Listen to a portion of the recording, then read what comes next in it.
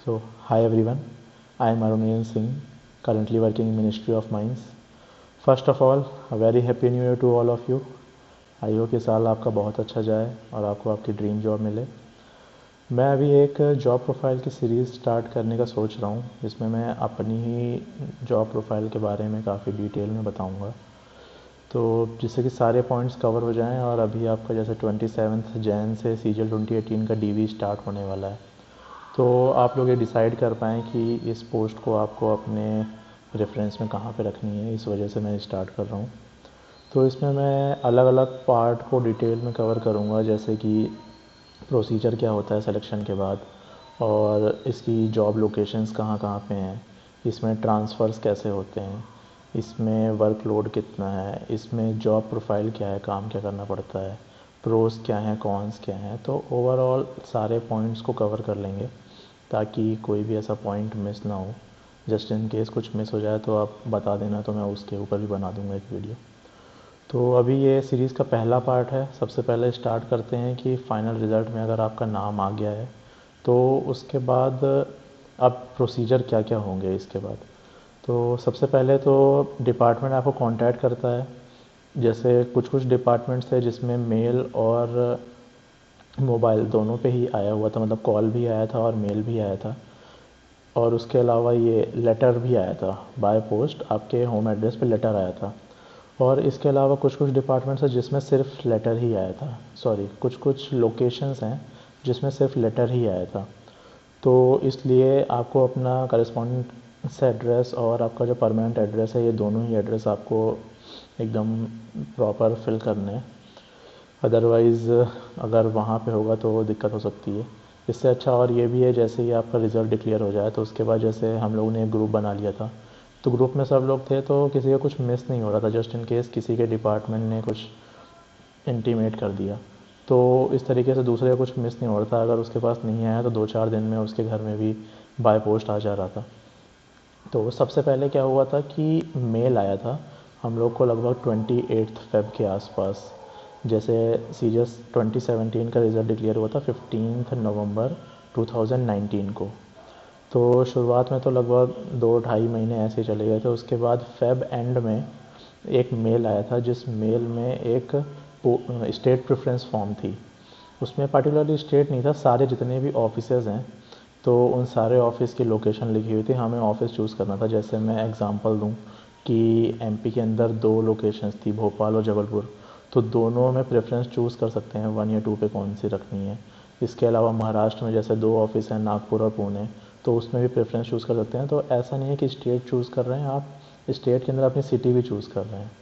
और सिटी भी इस टाइप से कि जैसे अगर मैंने भोपाल 1 पे डाल दिया तो ज़रूरी नहीं है कि 2 पे मुझे जबलपुर डालना ही है। 2 पे मैं हैदराबाद डाल सकता हूँ, 3 पे कोलकाता डाल सकता हूँ, उसके बाद 4th पे वापस आकर जबलपुर डाल सकता हूँ, फिर 5th पे मैं नागपुर डाल दिया, लेट्स से 6th पे मैंने दिल्ली डाल दिया, उसके बाद 7th पे मैं पुणे डाल सकता हूँ। तो ऐसा ज़रूरी नहीं है कि एक स्टेट के अंदर या फिर एक रीजन के अंदर आपको एक ही जितनी भी सिटीज़ हैं वो सारी लाइन से भरनी है। आप अपने हिसाब से कोई भी सिटी ऊपर नीचे रख सकते हो जहाँ जहाँ पे भी ऑफिसेज़ हैं। तो इसके लिए क्या हुआ कि इन्होंने डीवी के लिए वापस से हम हेडक्वार्टर बुलाया था।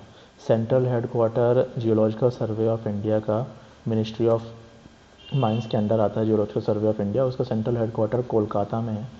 तो कोलकाता में 16, 17 और 18 मार्च को हम लोग का डीवी हुआ था, और उसी डीवी में फिर से ये स्टेट प्रेफरेंस फॉर्म लिया गया था। तो डीवी में तो एग्जैक्टली सेम चीज़ जो एसएससी के डीवी में ले गए थे वही सेम चीज़ें ले गए थे, उसके अलावा कुछ भी अलग नहीं ले गए थे। बस ये एक स्टेट प्रेफरेंस फॉर्म एक अलग से फिल करके लेके जाना था वहाँ पे। तो ऐसे 3 बैच में उन्होंने बांट दिया था, बिकॉज 86 स्टूडेंट्स थे हम लोग, तो बैच बड़ा था तो 30-30 के बैच में उन्होंने कर दिया था। उसके बाद फिर मार्च में ये हुआ, तो अब उस समय कोविड भी आ गया था, तो बहुत सारे लोग जा नहीं पाए थे उस समय डीवी के लिए, तो इसलिए थोड़ा चीज़ें डिले हो गई। अब जैसे उनसे दोबारा कांटेक्ट किया गया, दोबारा उनसे बाय मेल प्रेफरेंस मांगी गई उन लोग की, फिर डीवी के लिए भी उन्हें बुलाया गया। उसके बाद फिर जॉइनिंग लेटर इशू होना शुरू हुआ, बिकॉज जब तक सबको सबकी लोकेशन नहीं मिल जाएगी उससे पहले जॉइनिंग लेटर दे नहीं सकते। तो इसलिए सबसे उन्होंने पहले पोस्ट प्रेफरेंस ले ली, मतलब स्टेट प्रेफरेंस, और उसके बाद फिर सबको एलोकेट करके वही रैंक वाइज जैसे एसएससी में एलोकेट करते हैं वैसे इसमें था, इसमें टॉप रैंक में जिसने सबसे पहले जो भरा वहाँ पे वैकेंसी है तो उसमें मिल गया, नहीं है तो उसके नीचे इस टाइप से चल रहा था। फिर उसके बाद लगभग जुलाई मिड से लोगों को जॉइनिंग लेटर आने शुरू हो गए। जॉइनिंग लेटर सबको लेटर मतलब उससे ही आया था, बाय पोस्ट ही आया था। और अगर डिपार्टमेंट से रिक्वेस्ट करेंगे तो वो मेल पे भी भेज सकते हैं, लेकिन सबको लेटर के थ्रू ही आया था और किसी को ऐसे ज़रूरत पड़ी नहीं कि मेल से उन्हें लेना हो। तो उसमें जॉइनिंग लेटर भी था। जॉइनिंग लेटर के साथ साथ जो भी सारी फॉर्मेलिटीज़ भी होती हैं, जैसे पूरा एनेक्शर होता है, पूरा भर के देना होता है, 10-12 पेज थे उसमें। वो सारे पेजेस में बेसिक डिटेल्स होती हैं कि आपने पहले जॉब कहाँ करी है, पेरेंट्स का नाम, फैमिली डिटेल्स वगैरह, और आप पहले कहाँ रहे, पिछले 5 साल से कहाँ पे रहे हो। इसके अलावा 2-3 चीज़ें जो बहुत इंपॉर्टेंट थी, वो एक तो मेडिकल सर्टिफिकेट था। मेडिकल इसमें सबको अपने नियरेस्ट डिस्ट्रिक्ट हॉस्पिटल से करवाना था। तो ऐसा नहीं था किसी पार्टिकुलर जगह जाके करवाना था, सब लोग अपनी अपनी लोकेशन से करवा के ले गए थे। उसमें सीएमओ या फिर इक्विवेलेंट के साइन होना ज़रूरी है मेडिकल सर्टिफिकेट में, वो एक चीज़ इम्पोर्टेंट थी। और इसके मेडिकल में तो एकदम नॉर्मल था, मेडिकल कुछ भी ऐसा अलग नहीं था। मेडिकल में टेस्ट उसमें कुछ लिखे नहीं हुए थे, इसलिए हर डिस्ट्रिक्ट वालों ने अलग अलग कर दिए जहाँ पे जो उन्हें सही लगा। जैसे मैं अपना बताऊँ तो मेरा तो ब्लड टेस्ट भी हुआ था, शुगर टेस्ट भी हुआ था, यूरिन टेस्ट भी हुआ था, बीपी भी चेक हुआ था, कोविड का टेस्ट भी उस समय हो रहा था तो वो भी हुआ था, आई टेस्ट भी हुआ था। तो मेरे तो बहुत सारे टेस्ट हो गए थे। बाकी कुछ लोग थे जिनके बहुत ही कम टेस्ट होके भी उनका साइन हो गया था, बिकॉज मेडिकल सर्टिफिकेट में ऐसा कुछ लिखा नहीं हुआ था कि इतनी हाइट चाहिए, इतना वेट चाहिए, ये टेस्ट होना ज़रूरी है, वो टेस्ट होना ज़रूरी है। वो लिखा होता है तो फिर वो टेस्ट कंपलसरी होते हैं, उसके अलावा अलग से जो करवाने हो करवा सकते हैं। वो लिखा नहीं हुआ था तो फिर जिस भी हॉस्पिटल में आप जाएंगे वहाँ पे उनका जो भी क्राइटेरिया होता है साइन करने से पहले, ये टेस्ट होने हैं, वो सारे होते हैं, उसके बाद साइन हो जाता है। तो एक तो मेडिकल हो गया। दूसरा एक आइडेंटिटी सर्टिफिकेट था जिसमें 2 गस्टेड ऑफिसर से साइन करवाए थे, सॉरी 2 आइडेंटिटी सर्टिफिकेट थे जिसमें एक एक गस्टेड ऑफिसर से साइन करवाना था। तो वो आपके ऊपर है, आप चाहे किसी से भी करवा सकते हो। सिर्फ गस्टेड ऑफिसर नहीं थे उसमें, 4-5 लोग थे कि आप अपने स्कूल या कॉलेज के प्रिंसिपल से भी करवा सकते हो और किसी भी और गस्टेड ऑफिसर से करवा सकते हो, या फिर आप किसी से भी, मतलब उसमें 4-5 पॉइंट्स मेंशन थे कि इनसे इनसे आप साइन करवा सकते हो। तो वो आपके ऊपर था।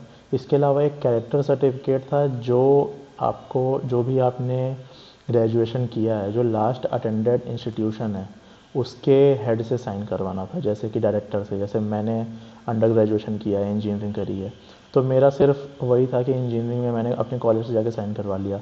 बहुत सारे लोग होंगे जिन्होंने मास्टर्स किया होगा, किसी ने पीएचडी करी होगी। तो जो भी आपका लास्ट अटेंडेड इंस्टीट्यूशन है वहाँ जाके आपको उनके डायरेक्टर से साइन करवाना है। तो यही 3 चीज़ थी, मेडिकल सर्टिफिकेट और कैरेक्टर सर्टिफिकेट और आइडेंटिटी सर्टिफिकेट, जो आपको किसी और से करवाने हैं कहीं पे भी साइन या कुछ। बाकी पूरा फॉर्म आपको खुद ही फिल करना है।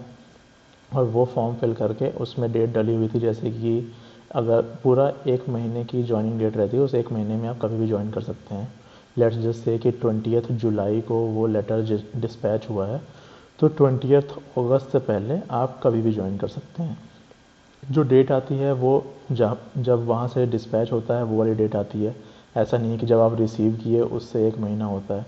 वैसे भी स्पीड पोस्ट रहता है तो 2-3 दिन में, 4 दिन में हर लोकेशन पे आ गया था, तो कोई बहुत टाइम नहीं लगा था कि हफ्ते 10 दिन लग गए आने में ही, ऐसा नहीं हुआ था। हर सबको ही 2-3 दिन में मिल गया था, तो टाइम की ऐसे कोई दिक्कत नहीं आती है।